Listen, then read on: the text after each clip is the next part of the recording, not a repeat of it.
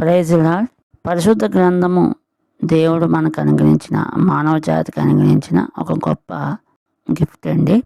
అందులో 66 పుస్తకాల సమూహమే పరిశుద్ధ గ్రంథం అండి. ఆ పరిశుద్ధ గ్రంథంలో ఆది కాండం అనేది పాత నిబంధనలో మొదటి గ్రంథం అండి.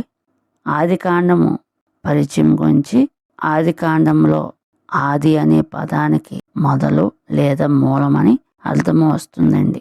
ఆది కాండం పుస్తకము విశ్వ సృష్టి గురించి, మానవ జాతి ఆరంభం గురించి, లోకంలో పాపము శ్రమలు ఏ విధంగా ప్రారంభం అయినవో వాటి గురించి వివరిస్తుంది. దేవుడు మానవ జాతితో, మనిషితో ఎలా ప్రవర్తిస్తాడో దాని గురించి కూడా తెలియపరుస్తుంది.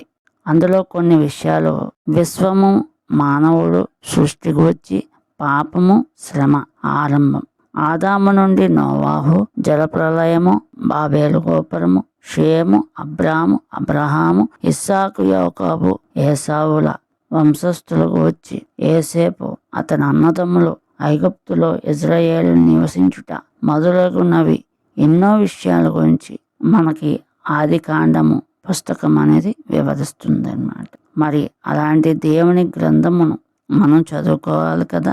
ఎంతమంది ప్రతిరోజు దేవుని వాక్యాన్ని ఇష్టంతో చదువుకుంటున్నారు చెప్పండి. ఆదికాండ గ్రంథము యొక్క ప్రతి అధ్యాయము చాప్టర్స్ వైజ్గా తెలుగు లాంగ్వేజ్లో జీవవాక్యము తెలుగు ఆడియో బైబిల్ అను మన ఛానల్లో ఆడియో బైబిల్ అనేది ఉంది. కావున ప్రతిరోజు దేవుని వాక్యాన్ని చదవండి. మీ పెద్దవాళ్ళకు చదువుకోవడానికి వీలు లేని వాళ్ళు ఎవరైనా ఉంటే వాళ్ళకి దేవుని వాక్యాన్ని వినిపించండి.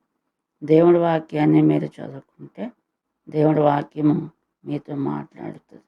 ఎందుకంటే వాక్యము దేవుడై ఉన్నాడు కదా, అందుకోసం.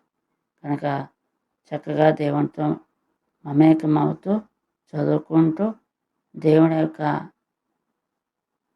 సన్నిధిని చక్కగా ఆస్వాదిస్తూ ఉండండి. Thank you.